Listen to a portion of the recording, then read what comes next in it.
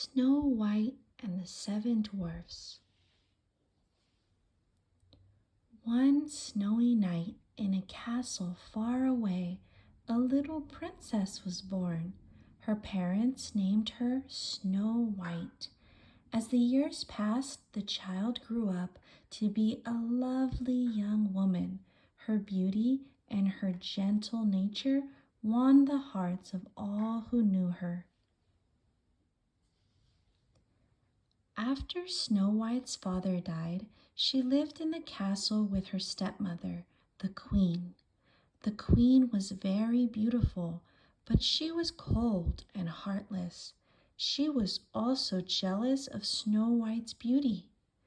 So she dressed the princess in rags and forced her to work as a maid.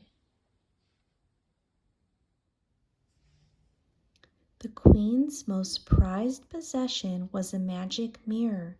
Every day she would stand in front of it and ask, "Mirror, mirror on the wall, who is the fairest one of all?"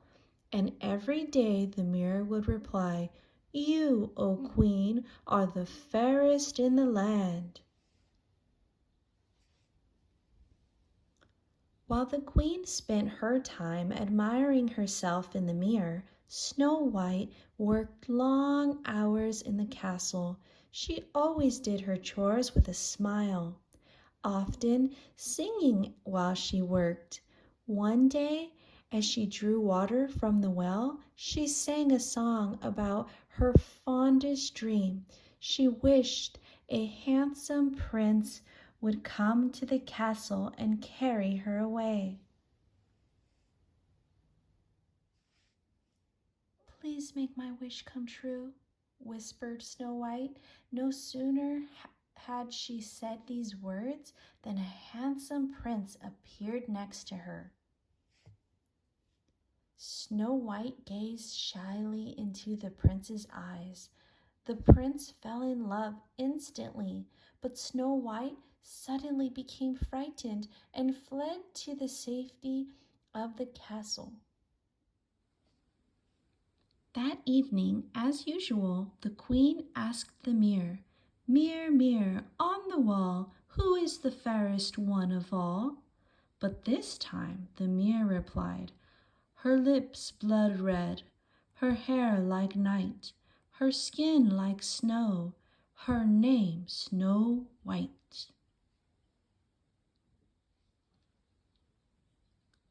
The queen was so furious that she immediately called for her huntsman.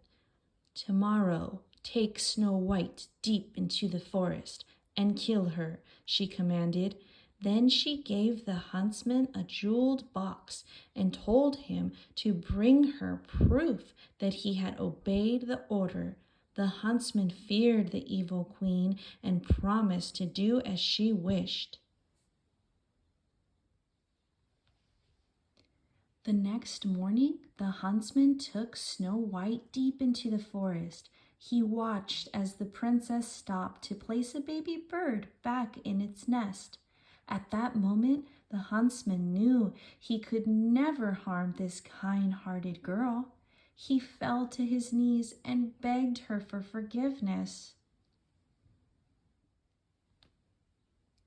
"My dear princess," he said, "you are not safe. The queen is jealous. She has ordered me to kill you, but I could never hurt you. Quickly," he added, "run into the forest and never return."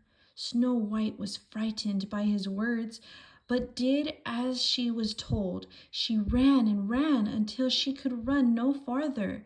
Lost and alone, she sank to the ground and sobbed herself to sleep. The huntsman placed an animal's heart inside the box the queen had given him and presented it to her that night. The evil woman rejoiced, for she believed the huntsman had carried out her order. "Now I am the fairest one of all," she exclaimed triumphantly.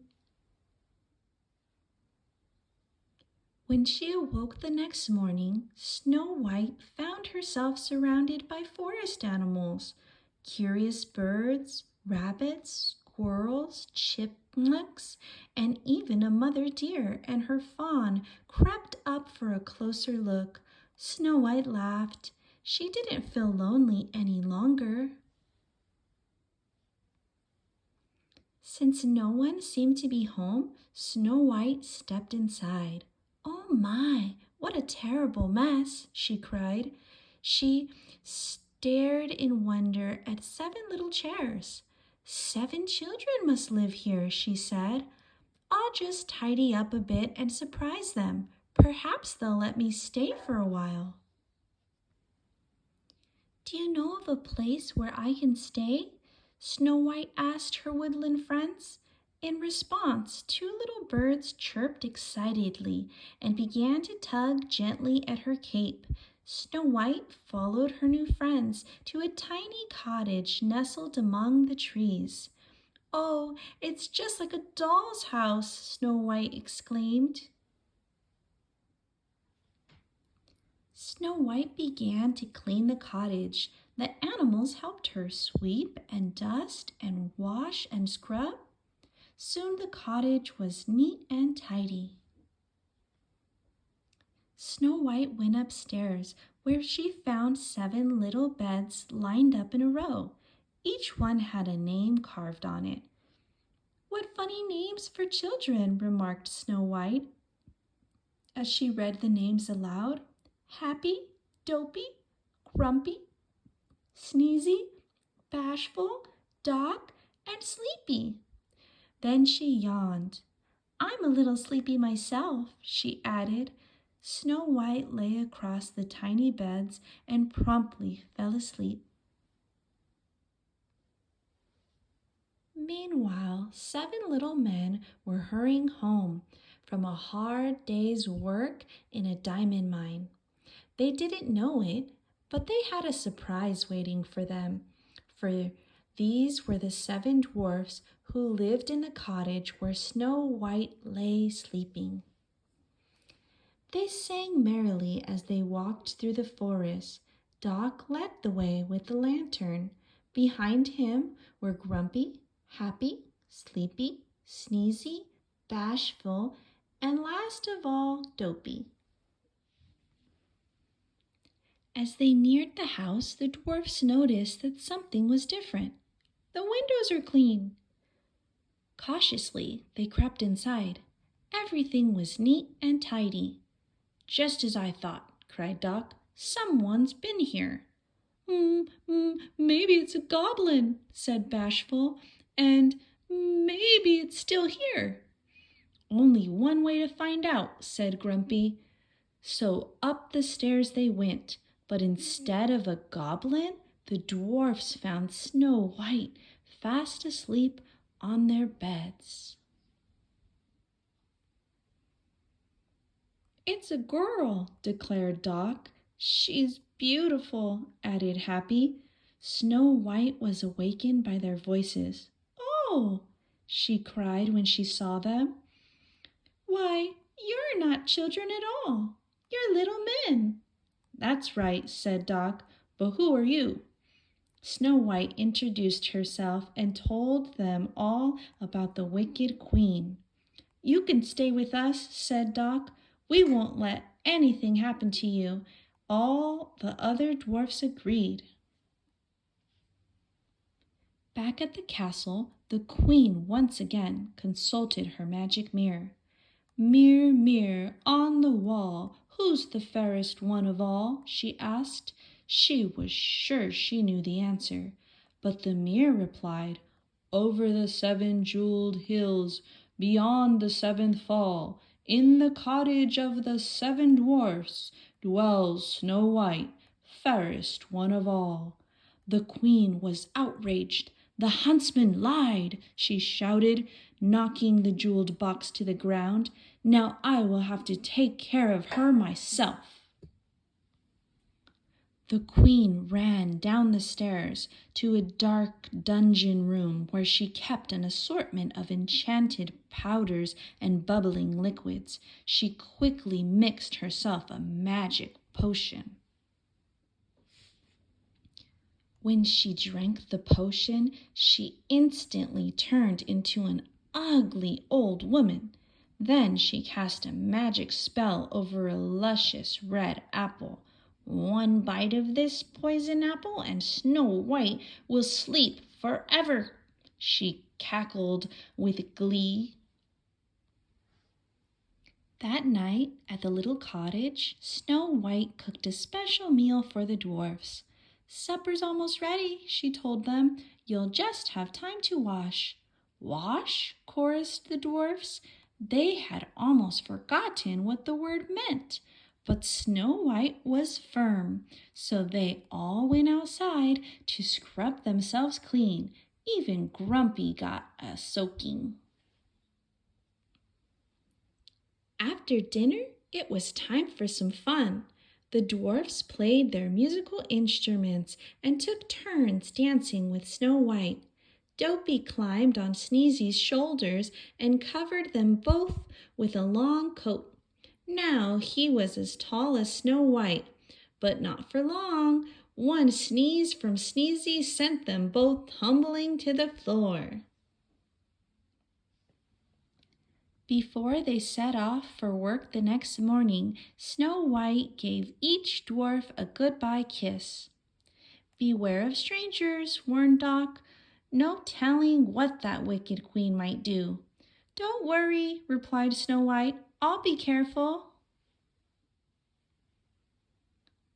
After the dwarfs left, Snow White began making pies. All alone, my pet? She heard someone ask. Snow White turned and saw an old woman at the window. How would you like to taste one of my nice apples? They're wishing apples, you know, the old woman said. They do look good, replied Snow White. The animals recognized the queen at once, but Snow White didn't. Snow White took the apple and made a wish. As soon as she bit into the apple, she fell on the floor.